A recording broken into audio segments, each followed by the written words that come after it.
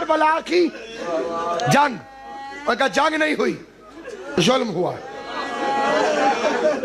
اس علاقے کے غیرت مندوں، رات نہیں اب صبح کا وقت قریب ہے، امام زمان میرا مجلس میں موجود ہے۔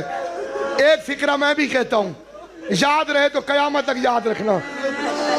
10ویں محرم تک ظلم ہوا، شام غریبہ سے بے غیرتی ہوئی،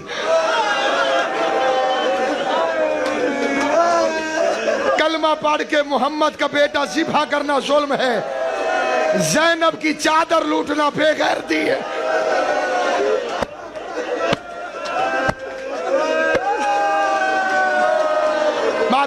ماتم کر لے، نہیں پتا، ماتم کر کے آجا میرا بھائی، بسم اللہ، بیٹھ جا میرا بھائی، بیٹھ جا۔ شادی والے گھر میں اچھی بری جگہ ڈھونڈتے ہیں، میت والے گھر میں جگہ دیکھ کر نہیں بیٹھتے۔ علی کے بیٹے کی شادی نہیں، غربت بڑھ رہا ہوں حسین کی، جس جگہ ملے وہیں بیٹھ جایا کرو رونے کے لیے۔ عزاداران امام مظلوم، اس غریب پر سلام، قتل کے بعد جس کی لاش کو لوٹ لیا گیا، بکر بن وائل نالین لوٹ کے گیا، سہل بن حلون نے عبا لوٹ لی، اسحاق ابن اشعث نے قبا لوٹ لی، محمد ابن اشعث قمیص لوٹنے لگا، کٹی ہوئی گردن سے آواز آئی، حیا کر، کل میری لاش میں میری بہنوں نے آنا ہے۔ بے غیرت نے حیا نہیں کی، غریب کی قمیص لوٹ کے لے گیا۔ اللہ لعنت کرے بجدل ابن سلیم پر، یہ وہ بے غیرت ہے جس نے حسین کے ساتھ ایسا ظلم کیا۔ تیرا چوتھا امام ہر نماز کے قنوت میں اس بے غیرت کا نام لے کر اس پر لعنت بھیجتا تھا، جس کا پتھر کا دل نہیں۔ مجھ سے پوچھ اس نے کیا کیا؟ یہ حسین کی انگوٹھی لوٹ کر گیا۔ جو عزادار بیٹھے ان سے پوچھ، صرف انگوٹھی لے کر گیا، 3 دفعہ اتارنے کی کوشش کی، ہاتھ میں اتنے زخم تھے، غریب کی انگوٹھی نہیں اتری، اس لیے پھر اتاری، نہیں اتری، پھر اتاری، نہیں اتری۔ سید معاف کرنا، یہ کتے کا بچہ 2 پتھر اٹھا کے لے آیا، ایک پتھر پر حسین کا ہاتھ رکھا، خنجر کو نکال کے حسین کی انگلی پہ رکھا، دوسرے پتھر سے ایسا وار کیا، انگلی ماتم کر کے بھی انگلی بھی لے گیا، انگوٹھی بھی لے گیا۔ اور زینب لاش میں پوچھتی رہی، تیری 5ویں انگلی کہاں ہے؟ تیری انگوٹھی کہاں ہے؟ تیرا لباس کہاں ہے؟ تیرا سر کہاں ہے؟ حسین نے ایک جواب دیا، این الرداء کہ یا اختی۔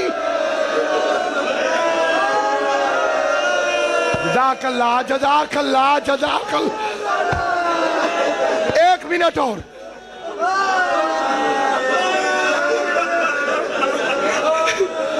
بی بی زینب نے 3 سوال کیے، این لباسک یا اخی، این راسک یا اخی، میرے بھائی تیرا سر کہاں گیا؟ کئی گھنٹے جنازے قبرستانوں میں پڑے رہتے، کئی گھنٹے۔ لوگ کہتے ہیں قبر تیار ہے، جنازہ ہو گیا،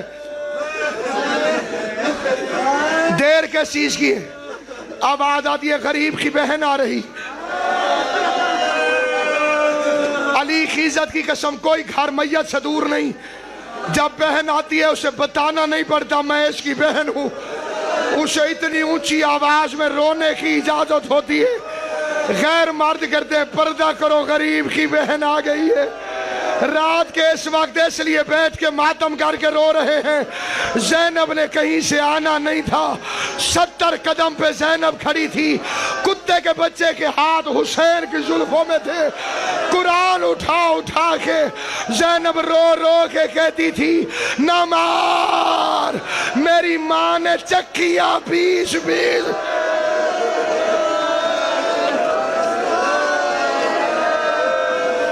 کئی بندے شرم کر کے رو رہے ہیں، شرم کر کے وہ روئے جس کا کچھ بچ گیا ہو، جسے پتہ ہے غریب کا گھر ہے، مظلوم کا ماتم ہے۔ عزاداران امام مظلوم، ایک بے غیرت ہے جس کا نام ہے مالک ابن بشر، مجھے بھائی نے حکم دیا ہے تعمیل کر کے چھوڑ رہا ہوں، مالک ابن بشر جس نے حسین کا امامہ لوٹا۔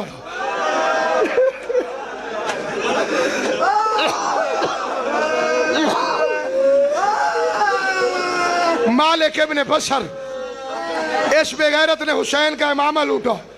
सारा दिन इब्न जियाद हरामी इनाम देता रहा। ज़ैनब चुप करके देखती रही।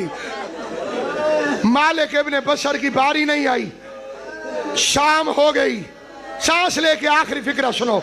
इब्न जियाद कहते हैं मैं इनाम दे दे के थक गया हूं, अब अगर किसी के पास लूट का कोई माल है वो लेके घर चला जाए, कल सुबह आना, जितनी बड़ी चीज होगी उतना बड़ा इनाम दूंगा। ये जालिम अमामा उठा के घर चला गया।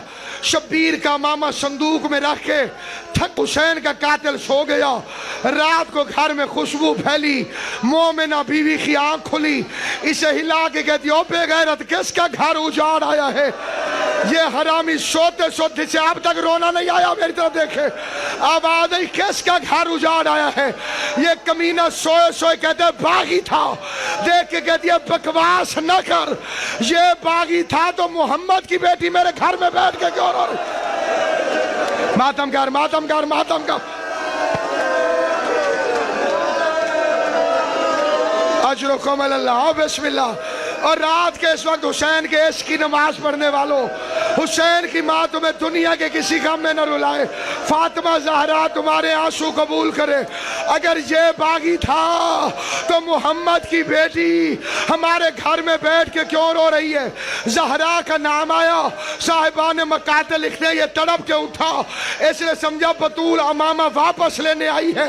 इसने अमामा उठाया, घर से दौड़ गया। दिमाग इसका पागल हो गया। जंगल में फिरता था, छुपता था, कहता था अमामा मैंने लूटा है, मैं ज़हरा को वापस नहीं दूंगा, इनाम मुझे मिलना चाहिए। अमामा मैंने लूटा है। 1 साल अमामा हुसैन का लेके ये जंगल में फिरता रहा। 1 साल बाद इस बेगैरत की मौत वाक़या हो गई। 1 साल तक हुसैन का अमामा करबला के जंगल से बाहर फिरता रहा। 2 साल गुजर गए। 2 साल के बाद सज्जाद भी कैद निभा के वापस आया। 3रे साल हाजी काबे जाते हुए रास्ते में उसे खुशबू महसूस हुई। उसने अमामा उठा के सामान में रख लिया। हाजी ने हज किया, मदीने कब्र नबी की जियारत को गया। या मदीने के बॉर्डर पे तेरा मेरा चौथा इमाम ज़ैनुल आबिदीन हाजी के इस्तकबाल के लिए पहले से खड़ा हुआ था। इधर हाजी पहुंचा, ज़ैनुल आबिदीन इसके करीब गया, रो के कहता है अल्लाह के घर के हाजी, अगर तू नाराज न हो तो बगैर उजरत के मजदूर बनकर मैं तेरा सामान उठा लूं। सज्जाद ने हाजी का सामान इस रंग में उठाया, कभी आंखों से लगाता है, कभी सीने पे मलता है, कभी बोसा देता है। रसूल की कब्र आई, हाजी पूछता है तुझे रसूल की कब्र का वास्ता, जल्दी बता मेरे सामान में तेरा क्या है? आवाज आई मेरी पूरी कायनात अभी अब्दुल्ला का इमामा सैयद सज्जाद रो के कहता है ओ मेरा मजलूम बाबा, ओ मेरा गरीब बाबा, हुसैन का मामा जिसका पत्थर नहीं मेरी तरफ देखे।